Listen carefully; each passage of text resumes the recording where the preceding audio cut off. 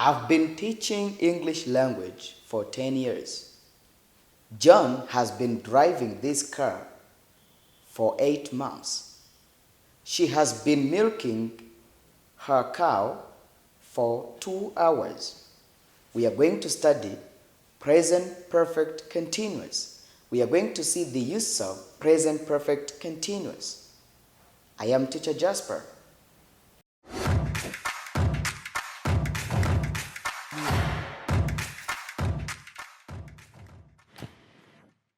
Let's start. First of all, before starting, you remember that I taught you present perfect. Now we are going to see together the use of present perfect continuous. But these two tenses are the same. They are similar tenses. Izi ni inshinga ebyiri zimeze kimwe. Present perfect and present perfect continuous. Gusa turaza kureba itandukaniro rito cyane riri hagati ya present perfect and present perfect continuous. Let's start. Good. Present perfect continuous. This tense indicates that something or an action started in simple past and it is still being done right now. Do you see? It is an action that started in simple past, which continues at the present. Ni gikorwa. Present perfect continuous ni tense igaragaza igikorwa cyatangiye kera mu gihe cyashize cyangwa se mu minsi yashize ariko n'ubu ngubu kikaba gikomeza muri present. Niyo mpamvu natangiye mvuga ngo I've been teaching or I have been teaching English for 10 years. When I say I have been teaching English for 10 years, nuvuga ngo maze imyaka 10 nigisha Icyongereza. Bishatse kuvuga ngo niba naratangiye kukigisha muri 2011, nubu nkaba nkigisha muri 2021, 10 years. Ubwo ni imyaka 10 ishize. That is present perfect continuous. It is an action, or present perfect continuous shows an action that started in simple past, which continues right now in simple present. Nuvuga ngo ni igikorwa natangiye gukora kera n'ubu ngikora, icyo gihe nzakoresha present perfect continuous. Nkuko twabibonye muri present perfect tuvuga icyo umuntu yatangiye. I have taught English for 10 years. Nuvuga ngo bitandukanira turaza kuhareba. Bitandukanira hehe kuri continuation use. Kuba gikomeza. Present perfect continuous yo igaragaza ikintu kirimo gukomeza. That's good. Then we are going to see the formula.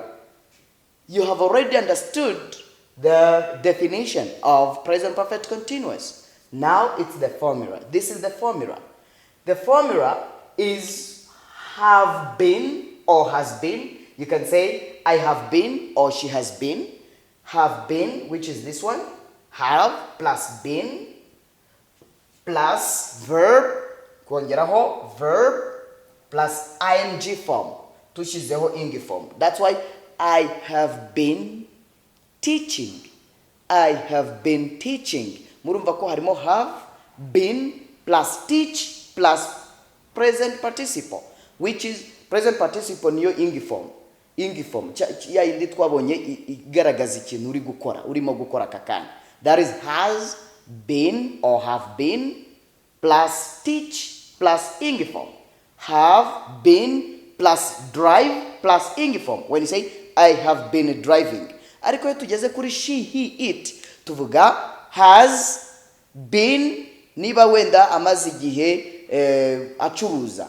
She has been selling products, or he has been selling products, or it has been selling products. Yo twageze kuri he, she, it, icyari have ginduka has. Good. Then for example here, when I have this has or have been driving, this is a verb to drive plus ing form of verb to drive. Ubwo ngubwo bishatse kuvuga ngo niba ugiye kuvuga ngo she has been driving, amaze igihe runaka twara, n'ubu ngubu baracyatwara.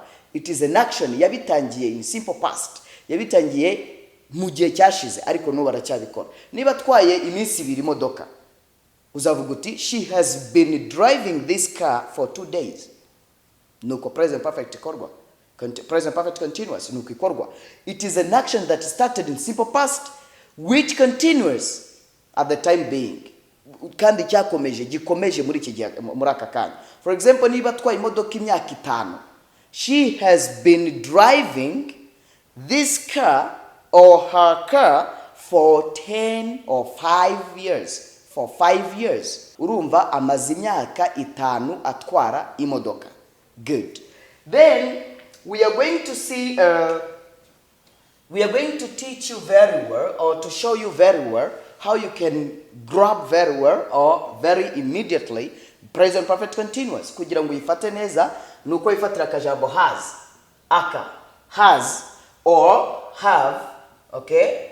Ukongeraho plus, yes, you take has or have plus been, okay, plus ing form. Kongeraho ing form ya verb baguhaye, ing form ya verb baguhaye. Then another way to memorize present perfect continuous, it is to take verb to be in present perfect. Ninde watubwira verb to be in present perfect? Wowe uri kutureba, you can tell us verb to be in present perfect. Nubwo wenda ntakubona ariko wayimenye nibyo. We say I have been, you have been, she has been, he has been, it has been, we have been, you have been, they have been. Yo amaze kumenya present perfect verb to be, kubera ko twarayibonye, wongeraho gusa ing form ya verb washatse gukoresha. For example, maze imyaka 5 nshaka akazi. I have been, that is present perfect or verb to be, looking for job for 5 years. Maze imyaka 5 nshaka akazi. I have been looking for job for 5 years. Natangiye gushaka akazi 2016. 2016. Up to now, I'm still looking for job. Nubu ngubu ndacyashaka akazi. Then that's why I will say I have been looking for job for 5 years. Amaze amezi 8 atwite. Aho ngaho kubera ko hazamo verb to be ntabwo byashoboka. Cyakora ushobora kuvuga uti, for example, you can say amaze amezi 8 ashaka akazi. She has been looking for job for 8 months. She has been looking for job for 8 months. Amaze amezi 8 ashaka akazi. That is present perfect continuous. Kugira ngo yumve neza, we are going to give you some examples. Kugira ngo wumve present perfect continuous neza, we are going to get some examples here. We are going to understand it better by these examples that are here. For example, when I say, I have been smoking cigarettes for 10 years. I have been smoking cigarettes for 10 years. Ibi bishatse kuvuga ngo maze imyaka 10 yose nywa itabi. This means that I started to smoke cigarettes 2011. Kuva muri 2011 natangiye iki gikorwa cyo kunywa itabi. But this is an example. I don't smoke. It's an example. Nurujero. I started this action of drinking or of smoking cigarette. Natangiye iki gikorwa cyo kunywa itabi. Smoking cigarette. Up to now, I'm still drinking. Up to now, I'm still smoking cigarettes. Nubu ngubu ndacyari kunywa itabi. Then kugira ngo ngaragaze present perfect continuous, ngaragaze ko ari igikorwa natangiye kera nubu ngikora, I will say I have been smoking cigarettes for 10 years. Good. Second, you have been driving this car for 3 years. You have been driving this car for 3 years. Ibi bishatse kuvuga ngo umaze imyaka 3 utwara iyi modoka. You have been driving this car for 3 years. Urumva ko present perfect continuous igaragaza an action that happened in simple past which continuous right now, which is continuous at the moment, kandi kigakomeza muri aka kanya tuvugana. When you tell somebody that he or she has been driving the car for 3 years, ubushatse kumubwira uko amaze imyaka 3 atwara imodoka. Number 3, she has. Here, corporation have. Do you see here? But here we are going to change have to has. Here we are going to say she has. Okay? Because of this she, which is here. She has. Okay? She has been studying English since 2019. Bishatse kuvuga ngo guhera 2019 kugeza ubu, up to now, she has been studying English. Kuva 2019 kugeza ubu ngubu arimo kwiga icyongereza. This means that it is an action. She started to study English 2019. Up to now, she is still studying English. That is present perfect continuous. Yatangiye kwiga icyongereza 2019 kugeza ubu arakiga icyongereza present perfect continuous. It is very simple and easy like drinking water. Iroroshye cyane kuko yo wifatira has been or have been ukongeraho ing form ya verb baguhaye nta kindi, present perfect continuous. Good. Then here number 4, it is we have been selling these clothes for 3 months. We have been selling these clothes for 3 months. Niyo vuga ngo tumaze amezi 3 ducuruza iyi myambaro. Tumaze amezi 3 yose ducuruza iyi myambaro. It means that we started to sell these clothes in August. Twatangiye gucuruza iyi myambaro mu kwa 8 n'urugero. Ubu tugeze November, that is an example. Tugeze November tugicuruza iyi myambaro. We have been, n'ubu turacyayicuruza. We have been selling these clothes for 3 months. Number 5, you can say you have been telling us lies for 2 days. Umaze iminsi 2 yose utubeshya. Tuza kuri office yawe tukakubura. You have been telling us lies for 2 days. Wowe sinzi ukuntu umeze, ntabwo you are a bad leader, uri umuyobozi mubi. You have been telling us lies. To tell someone lies no kubwira umuntu ibinyoma, or a lie, kumubwira ikinyoma, kumubeshya. Good. Number 6, you can say they have been building this house for 12 years. Ariko iyi nzu rwose yarabananiye. Bamaze imyaka 12 yose bayubaka. Up to now, until now, they are still building the house. It shows an action that started. Ikintu cya mbere ugomba kumva ni ukumva ubusobanuro bwa present perfect continuous. Twabonye ko it is an action that started, ni igikorwa or actions cyangwa si bikorwa umuntu yatangiye gukora kera cyangwa mu gihe cyashize cyangwa mu minsi ishize, which continues, gikomeza cyangwa which continue, niba ari byo bikorwa byinshi, in the present, niba bikaba bikomeza akakanya. That is present perfect continuous. That's why here when you say they have been building this house for 12 years, nivuga ngo bamaze imyaka 12 yose bubaka inzu, and they are still building the house. Ariko baracyayubaka, baracyajya kubaka inzu kuko ntirarangira. That is present perfect continuous. For example, I can say I have been teaching you English for 2 hours. Maze amasaha 2. Nivuga ngo natangiye mbigisha icyongereza n'ubu ndacyakibigisha. I have been teaching you English language for 2 hours. For example, I can say she has been watching this movie for 8 hours. Iyi filime y'amaseri uyu mudamu rwose cyangwa uyu mukobwa amaze amasaha 8 yose ayireba. She has been watching this movie for 8 hours. For example, you can say they have been fighting for 4 hours. Bamaze amasaha 4 yose barwana. Nibararanye n'ubu ngubu icyo gihe uri kubona bakirwana. They haven't finished to fight yet. Ntabwo bararangiza kurwana. They are still fighting. For example, we have been developing our country for 20 years or 20 years. Tumaze imyaka 20 twubaka igihugu cyacu. Icyo gihe muba mukiri kucyubaka, ntabwo biba birarangira. For example, you can say they have been fetching water for 2 days. Inzu kugira ngo yubake yuzure, kugira ngo inzu yuzure bamaze iminsi 2 yose bagira bate bavoma amazi yo kuyubaka. They have been fetching water for 2 days. For example, I have been visiting this country for 1 week.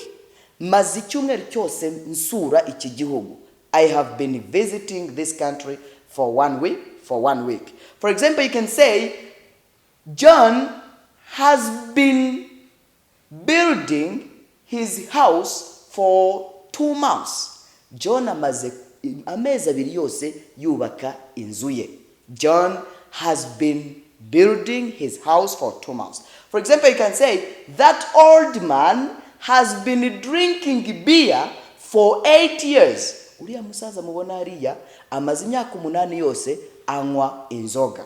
For example, you can say, this journalist has been reporting or has been making reports for 2 hours. Uyu munyamakuru amaze gukora reports or news report. Amaze gukora inkuru cyangwa se iyi nkuru ayikoza amasaha abiri yose. Which means that ni igikorwa yatangiye mu gihe runaka n'ubu aracyari kugikora. Ndagira ngo mwumve present perfect continuous very well, kuko ni inshinga nziza uzajya ukoresha mu buzima bwawe bwa buri munsi. For example, I have been following pan lessons for 8 months. Maze amezi 8 nkurikirana amasomo ya pan. I have been following pan lessons for 8 months.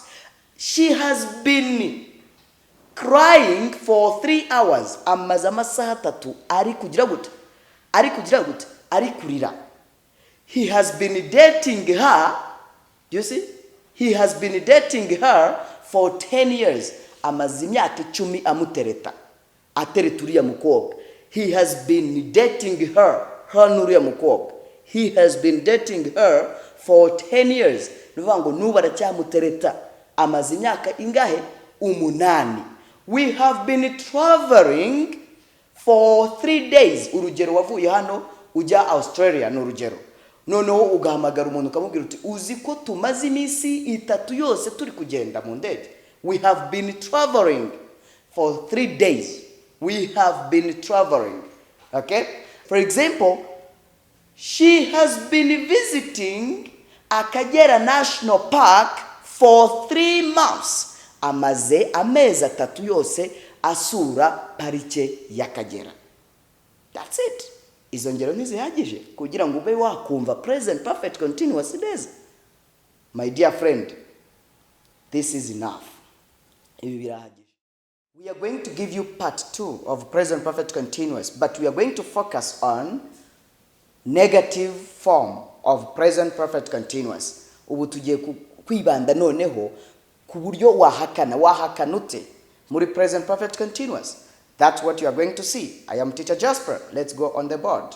Tujye ku kibaho turebe mu byukuri present perfect continuous twabahaye ubushize ifite negative yayo ni iyihe, uko twahakana biriya twari turi kuvuga twahakana dute. Good. That is present perfect continuous part 2, negative form. Just we have been talking about this. Mu byukuri tumaze igihe tubivugaho tuvuga present perfect continuous, ariko twari tutarabona negative ya. When you say I have been, negative is here. You put not here between have and been. Biroroshye cyane. Nta kundi kuntu ushaka nka kwa kundi twabirebaga ngo did you, do you, oya. Ntabwo none dushyiramo za do.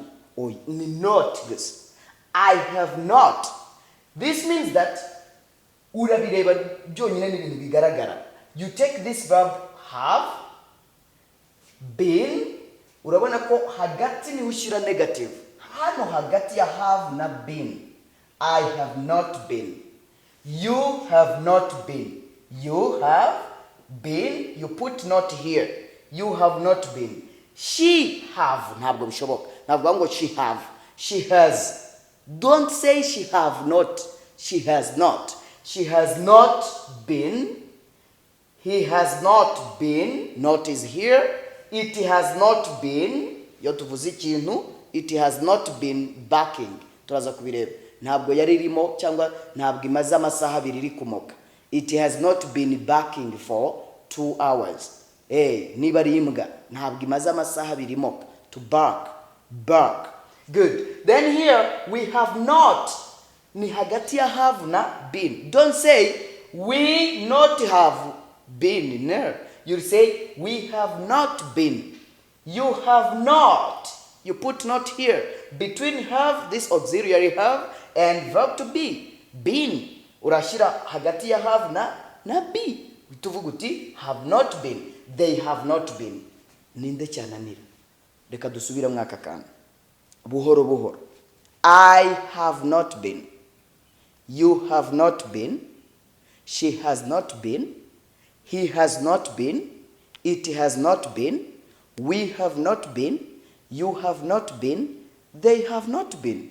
Warangiza ugashyiraho za ing form. I have not been cooking. You have not been driving. She has not been building. He has not been smoking. It has not been baking. We have not been teaching. You have not been calling. They have not been sending. Verb to send, coherence. Sending, here. They have not been sending. Good.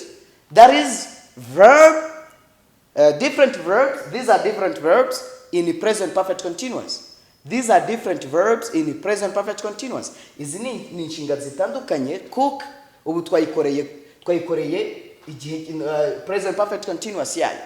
Cook, I have not been cooking. Gukomeza kugera kuri send. They have not been sending. All right. Now we are going to see negative form of present perfect continuous in sentences. Good. Let us see present perfect continuous, negative form. Uko duhakana. Ubushize twarebaga present perfect continuous cyane cyane twibanda kuri affirmative form.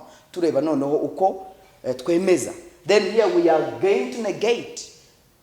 We are going to refuse. Tugiye guhakana.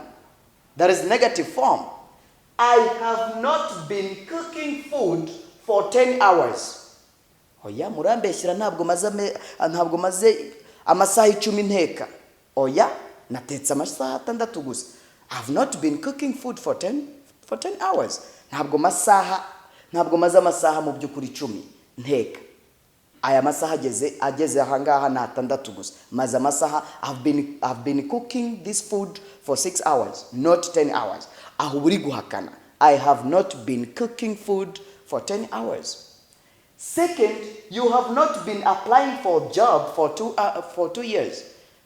No, ntabwo maze imyaka 2 applying. Ahubwo maze 6. Kabwira umuntu kamubwira uti my friend, you have been applying for this job for 6 years, not for 2 years. You have not been applying for this job for 2 years. Yes, not here. Not is between have and been. You have not been. 3, you can say, she has not been learning English for 1 year. Uriya mukobwa yarakubeshye. Ntabwo amaze umwaka wose yiga icyongereza. Ahubwo uriya mukobwa amaze amezi 4 gusa yiga icyongereza. Yarakubeshye rero. She has not been learning English for 1 year. Nuba bakiga ariko nubwo icyo gihe uri kuvuga ngo ntabwo amaze umwaka, wenda nubwo yaba ari amezi 6 ariko abakiyiga, abakikiga icyo cyongereza cyangwa abakiri kwiga muri ayo mezi yose. She has not been learning English for 6 years or for 1 year. Good. We have not been driving this car for 5 years. Oya ntabwo tumaze imyaka 5 dutwara imodoka. We have not been driving this car for 5 years. Here you can say, you have not been watching this movie for 2 days. Ariko ubwo ntushizemo gukabya. Umaze iminsi 2 yose ureba iyi filime. Kandi iyi filime ifite amasaha 3 gusa. You have not been watching this movie for 2 days. You are telling us lies. You have not been watching this movie for 2 days. They have not been lighting fire for 3 hours. Ntabwo bamaze amasaha 3 yose bacana umuriro. None se bibiri tubwo ngubwo byanyagiwe byagenze bite? They have not been lighting fire to light fire. gucana umuriro. Let us light fire and cook. Bivuze uti mureke ducana umuriro duteke. That is to light fire. Good. They have not been lighting fire for 3 hours. Ahubwo nibura bamaze wenda nk'iminota 2 cyangwa 5, ariko uri kubeshya ngo amasaha 3 yose niyo umaze ucana umuriro. Ubuse ibyo bibiriti wabiguriye.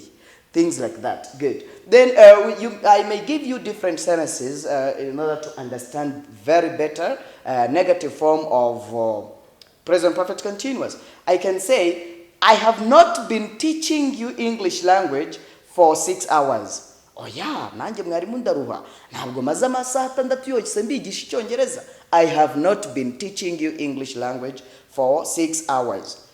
For example, you can say, she has not been studying mathematics for 10 years. Oya ntabwo amaze imyaka 10 yiga mathematics. None se wamara imyaka 10 gute wiga mathematics yonyine? She has not been studying mathematics for 10 years. Bishatse kuvuga ngo buri guhakana aho ngaho. Mu gihe mu kwemeza twabonye ko ari she has been studying mathematics for 10 years. Cyo gihe bamaze imyaka 10 yiga imibare. But here you are trying to refuse, you are trying to negate, to put the sentence into negative form. You have not been studying English or mathematics for 10 years, or she has not been studying mathematics for 10 years. Then you can say, I have not been calling this person for 2 hours. Oh yeah? Ntabwo maze amasaha 2 mpamagara uyu muntu. I have not been calling this person for 2 hours. No. I have not,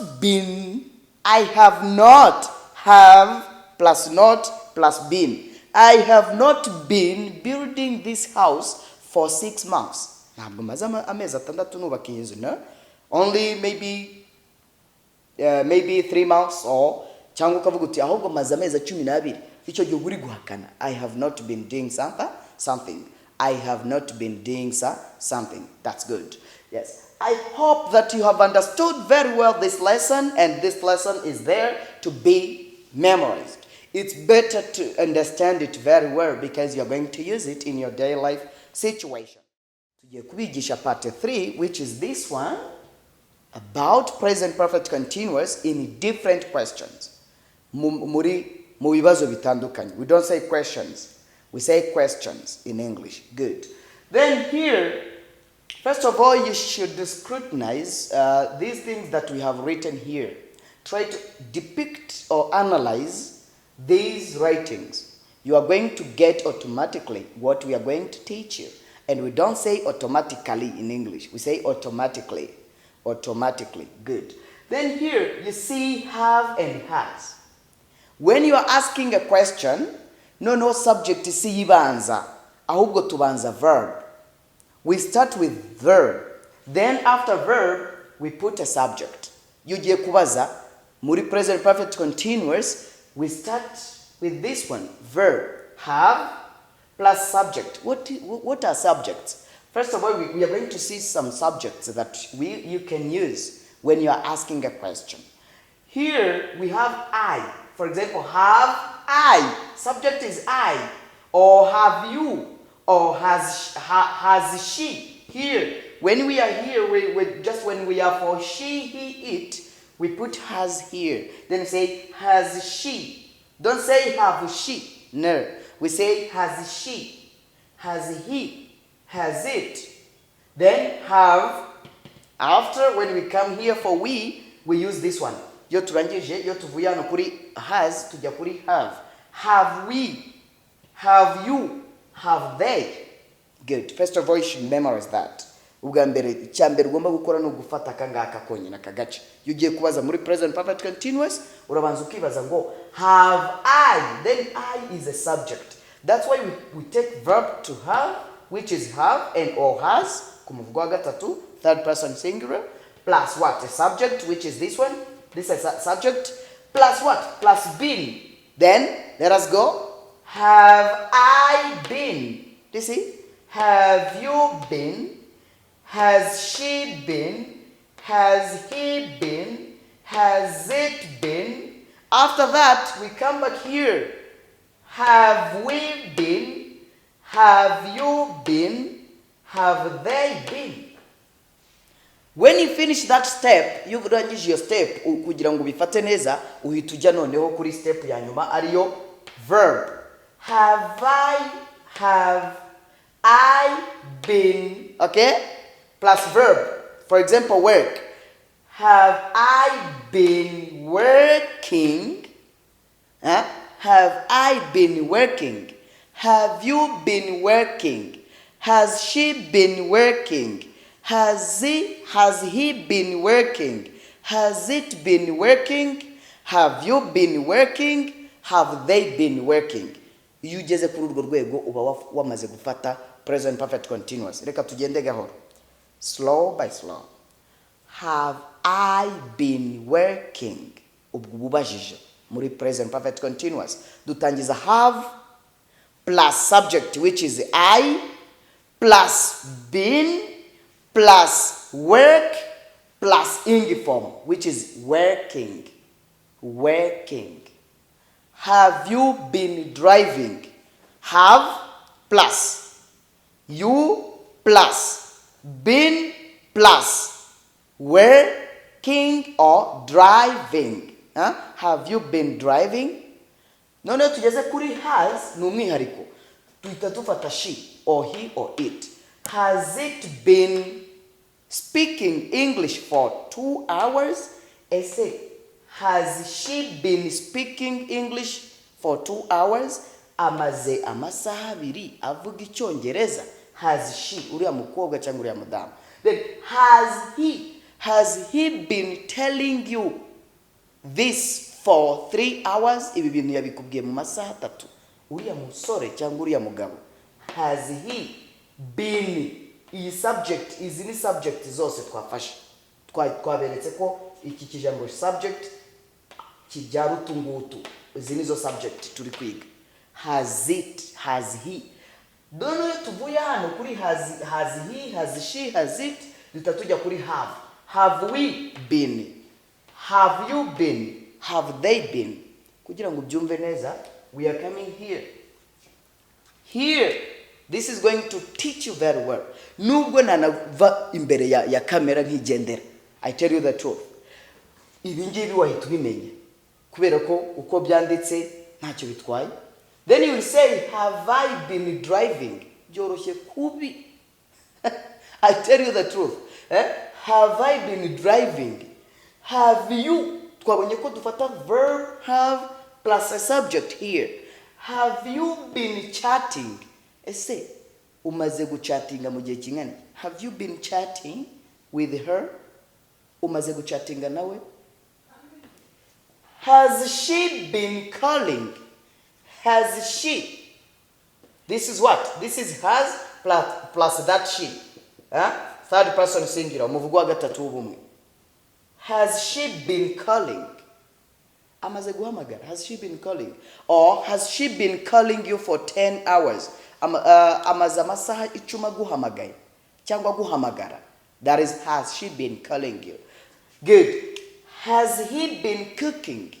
Has he been cooking? Has it been biting? Kuruma. Has it been biting? Have we been speaking? Have we been speaking?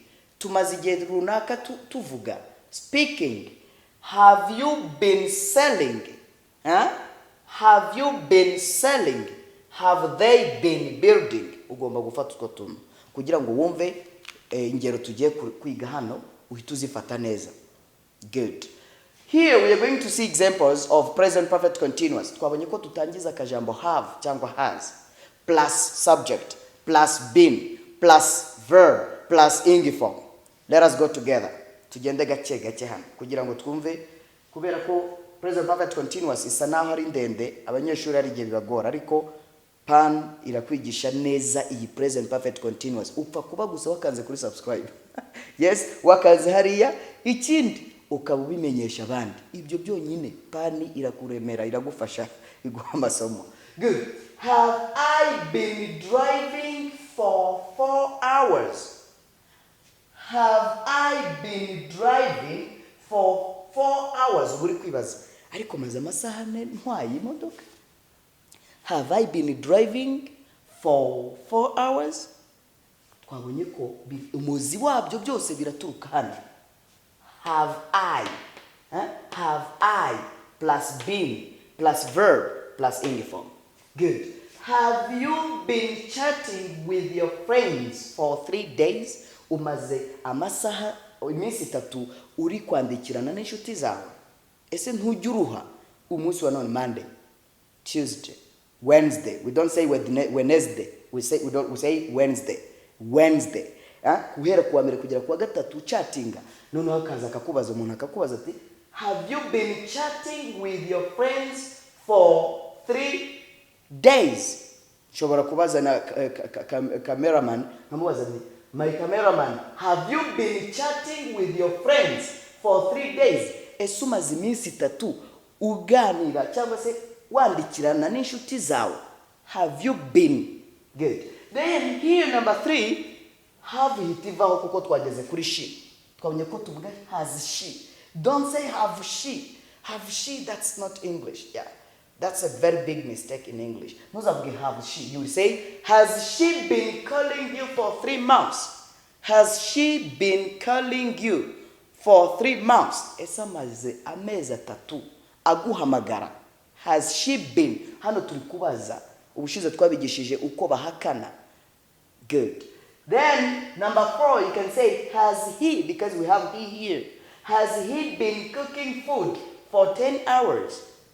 Has he been cooking food for 10 hours? Ese amaze amasa. We say hours. 10 hours. Has he been cooking food for 10 hours? Amaze amasaha 10 atetse ibijumba. Ese ibijumba nibyo mu yentara cyangwa mu kiye gihugu. Umuntu ashobora guteka rwose amasaha 10 ibintu bitarashya nk'inyama n'iki. Rero ukaba wabaza uti ese amaze amasaha 10 atetse, atetse ibi biryo. Good. Then has it for animal. Animal. Ku nyamaswa we use has it. Dukoresha has it ku ngurube cyangwa ikindi kintu runaka. Inyamaswa n'ibintu yari kimwe has it. Ntabwo tuvuga have it. No. It's impossible in English. Niba ari intebe we will say has it kuko ari intebe nyine. Niba ari inyamaswa, niba ari inzu, things like that. Cyangwa ahantu. Then here, has it been biting you for an hour? Ese iyi mbwa imaze isaha yose iri kukuruma. Good. Bite, kuruma. Have we? Yo tugeze hano ro have iragaruka. Wabonye have ikoreshwa kuri I, you, have I, have you, have we. Have we been speaking English for 5 hours? Have we been speaking English for 5 hours? Ese tumaze amasaha 5 tuvuga icyongereza twe. We. Have we, muba mwibaza mwebwe. Have we been speaking English for 5 hours? Good. Number 7, which is this one, you can say, have you been selling your products for 20 years or 20 years? Ese umaze imyaka 20 ucuruza ibi bicuruzwa byawe. Have you been selling? Iki gihe ibi byose turi gukora, turi kuvuga. Iki gihe ibi bintu biba bikiba.